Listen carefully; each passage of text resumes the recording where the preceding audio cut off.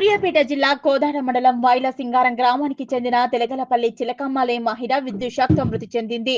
స్నానం చేసేందుకు వేడి నీళ్ల కోసం హీటర్ పెడుతుండగా ప్రమాదవశాత్తు మృతి చెందిందని తెలిపారు మృతురాలి తల్లి వెంకటమ్మ. మృతురాలికి 2 కుమార్తెలు ఉన్నారు. పోస్టుమార్టం నిమిత్తం మృతురాలిని కోదాడ హాస్పిటల్ కు తరలించారు.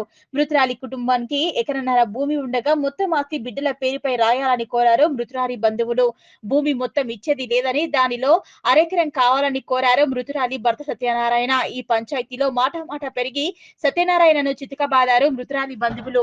కరెంటు హీటర్ పెట్టుకుందంట, అన్నం కూర వండుకుందంట, పిల్లల బడి పోయి వచ్చిరంట, పిల్లల గదిలో కూర్చొని రాసుకుంటురంట, బిడ్డ అన్నం కూర వండుకొని హీటర్ పెట్టుకుందంట, స్నానం చేతనని బయటకు వచ్చిందంట. ఈ పిల్లలు బయటికి వెళ్ళకుండా అలానే ఉన్నారు.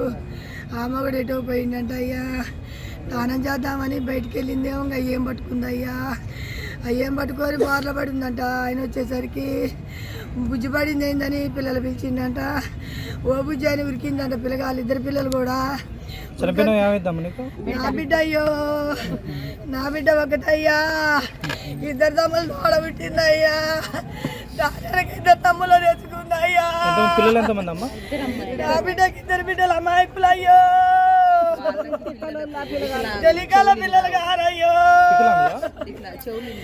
నా పిల్లలు కూడా తెలికల్లోరు గారయ్యో, నేను మరాంచి పడగలేనయ్యో.